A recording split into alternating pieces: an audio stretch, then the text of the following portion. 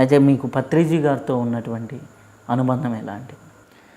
పత్రిజీ గారు అంటే నిజంగా మంచి విషయం అడిగారు సార్. నేను ఫస్ట్ 88లో పత్రిజీ గారు కొత్త వలస ఈ వైసెస్తో ఒక ప్రోగ్రాం పెట్టారండి, ఒక కళ్యాణ మండపంలో. నాకు చిన్న కరపత్రం ఇచ్చారనమాట, అది చూశాను. శ్వాస మీద ధ్యాస. అయ్యో ఇదేదో నాకు సంబంధించిందే, యోగానికి సంబంధించిందే, వెళ్ళాలని చెప్పేసి వెళ్ళాం. వెళ్తే స్వామి ఫ్లూట్ ఊదుతున్నారు.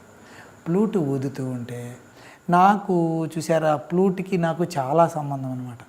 ఈ ఫ్లూట్ చిన్నప్పుడు నా గుర్తులు అనమాట. ఫ్లూట్ ఊదినటువంటి వాళ్ళు ఎవరైనా కృష్ణుడికి వీళ్ళకి ఏదో సంబంధం ఉంటుంది, ఈయన మహా వ్యక్తులైతే తప్ప ఫ్లూట్ వాళ్ళ చేతికి రాదు అని పత్రిజీ గారి మీద ఒక రకమైనటువంటి దీంతో వెళ్ళడం జరిగింది. వెళ్తే నేను గీతామందిరం కట్టానండి, భగవద్గీత చదువుతానండి, అది ఏదో చెప్పుకుంటూ పరిచయం చేసుకుని వెళ్ళాం. ఇట్లా వీపు మీద ఒకటి కొట్టి, నీకు సమాధి స్థితి వచ్చిందా అని అడిగారు. అడిగితే మరి సమాధి స్థితి వచ్చిందంటే అని చెప్పేస్తాను స్వామీజీ, వచ్చిందే లేదో మీరే టెస్ట్ చేయాలా అన్నారు. ఇప్పుడు మీకు ఎలాగైతే ఇంటర్వ్యూ చేశారో అలాగే నాకు ఇంటర్వ్యూ చేసి దగ్గరగా తీసుకొని నా అలవాట్లు నా ఇవన్నీ కొంచెం షేర్ చేసుకోవడం జరిగింది. షేర్ చేసుకుంది. అయితే మన ఇద్దరం ఒకే మార్గంలో ఉన్నాం, ఒకే ట్రైన్ ప్రయాణం చేస్తున్నాం, మన ఇద్దరం ఫ్రెండ్స్ అని సెకండ్ ఇచ్చారు. ఇచ్చిన తర్వాత స్వామి అదే కాదు, నేను కేవలం భగవద్గీత యోగా చెప్పుకోవడమే కాదండి, పిరమిడ్ ధ్యాన మందిరం కూడా ఉందండి. నేను మరి మీరు ఇంటి పైన పిరమిడ్ కూడా కట్టారు కదా? కట్టామండి. తమరు ఒకసారి దయచేయాలని. పిరమిడ్ కట్టావా? అవునా, అది నేను వస్తాను, నాకు తెలీదు అని అన్నారు. అనేటప్పుడు ఈ జగదీశ్వరి మేడం గారు, అప్పారావు గారు టెలిగ్రాఫ్ ఎక్స్చేంజ్లో వాళ్ళు జాబు, వాళ్ళతో పాటు తీసుకొని రావడం జరిగింది. ఇక్కడే కూర్చొని స్వామీజీ విషయాలు చెప్పడం జరిగిందనమాట. ఆ విధంగా ఈ ఆనాపానసతి మీద ఇంకా స్వామీజీ మీద ఎడిషనల్గా నాకు అభిమానం ఏంటంటే, చాలామంది స్వాములు ఉన్నారు, నీవు ఇది చెయ్యొద్దు అని సూటిగా చెప్పరు కొన్ని. అంటే ఉదాహరణకి పెద్ద పెద్ద స్వాముల దగ్గరికి అందరూ జనాలు వెళ్తారు. ఉదాహరణ సుందర చైతన్య స్వామి దగ్గరికి వేల మంది వెళ్తూ ఉంటారు. మీరు మాంసాహారం చెయ్యొద్దు అని చెప్పరు.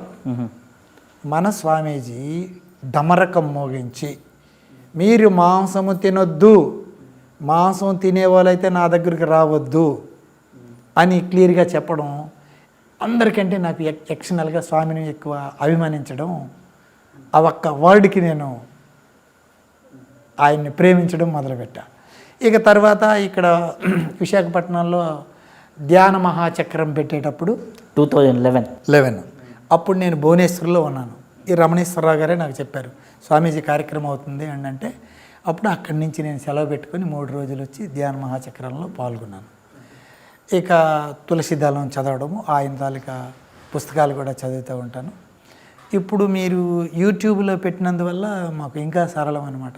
స్వామీజీ దగ్గరికి వెళ్ళకుండానే స్వామీజీ తాలూకా విషయాలన్నింటినీ మేము ఈ యూట్యూబ్ ద్వారాగా పొందగలుగుతున్నాం.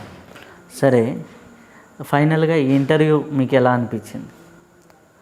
ఇంటర్వ్యూ చాలా బాగా అనిపించింది. మీరు చూస్తే చిన్న కుర్రోళ్ళలాగా ఉన్నారు, ఏంటి నన్ను ఇంటర్వ్యూ చేస్తారు, యోగాలోని ఏం అడుగుతారు ఈయన అని అనుకున్నాను నేను. కానీ మీరు ప్రతి విషయంలోని కూడా మంచి ప్రావీణ్యత కనపరుస్తూ చక్కగా ప్రశ్నలు చాలా చక్కగా ప్రశ్న వేయినట్టుగా వేస్తున్నారు అనమాట. చాలా బాగుంది. I like it so much. Thank you Swamiji.